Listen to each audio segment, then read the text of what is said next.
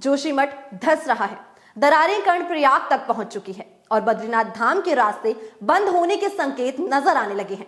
जी हां, साल 2013 में केदारनाथ में ऐसी प्रलय आई थी जिसकी किसी को भी आशंका नहीं थी। लेकिन अब जिस तरह के हालात जोशीमठ के हैं, उन्हें देखकर आपकी रूह भी कांप जाए। सोचिए, आप घर के भीतर रहते हो और अचानक से उसमें दरार आ जाए, धरती फट जाए और दीवार टूट जाए। बाहर निकलकर देखें तो सड़क के 2 फाड़ हो जाए।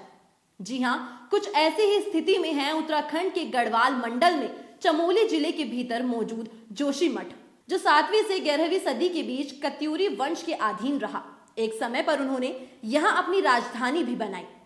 हिंदू धर्म में जोशीमठ का महत्व इस बात से समझिए कि आदि गुरु शंकराचार्य द्वारा स्थापित 4 मठों में से एक जोशीमठ है। तब इसे जोड़ती मठ के नाम से जाना जाता था। जोशीमठ में भगवान विष्णु का एक मंदिर है। सर्दियों में जब बद्रीनाथ के कपाट बंद हो जाते हैं, तब भगवान बद्री की प्रतिष्ठा इसी मंदिर में होती है। स्थानीय मान्यताओं के अनुसार जोशीमठ के नरसिंह मंदिर में बनी भगवान नरसिंह की मूर्ति का बायां हाथ लगातार क्षीण यानी घटता जाएगा और जब ये गिर जाएगा तो नर और नारायण नाम के 2 पर्वत आपस में मिल जाएंगे। इस तरह बद्रीनाथ का रास्ता हमेशा के लिए बंद हो जाएगा और भगवान बद्रीनाथ की पूजा भविष्य बद्री में हुआ करेगी। सवाल ये है कि क्या वो समय नजदीक आ गया है जब बद्रीनाथ धाम की जगह भविष्य बद्री की पूजा होनी शुरू हो जाएगी? क्या अब नर और नारायण नाम के 2 पत्थर आपस में मिल जाएंगे? और क्या जोशीमठ अब लुप्त हो जाएगा?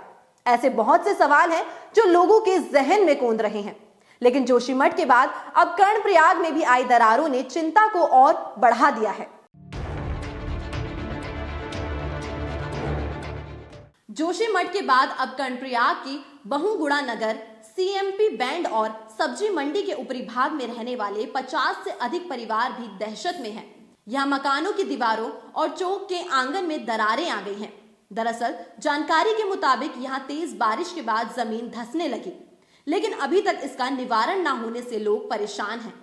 बद्रीनाथ हाईवे किनारे बसे इस इलाके में करीब 25 मकानों के भीतर लगभग 2-2 फीट की दरारें आ गई हैं, जिसके डर से कई लोगों ने अपने घर भी छोड़ दिए हैं और जो यहाँ हैं वो डर के साए में अपना जीवन व्यतीत कर रहे हैं।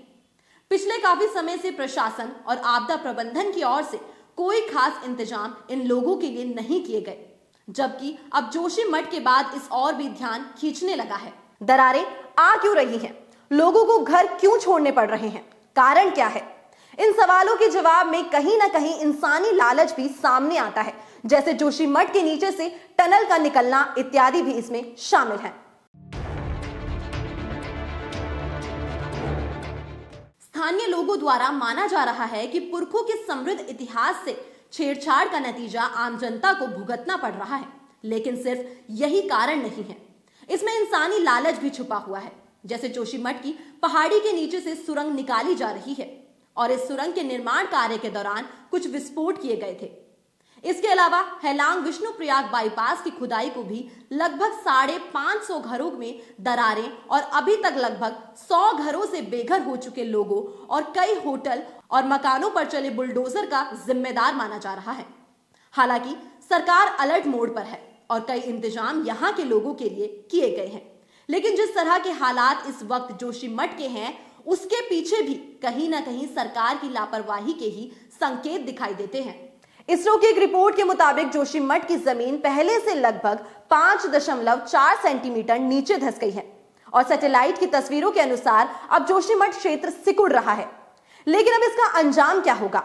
आगे इस खबर में क्या क्या बदलाव होंगे और कैसे शंकराचार्य की तपोभूमि को भूभाग से हटने से बचाया जाएगा? इन सभी अपडेट्स के लिए आप बने रहिए हमारे साथ और देखते रहिए News 44।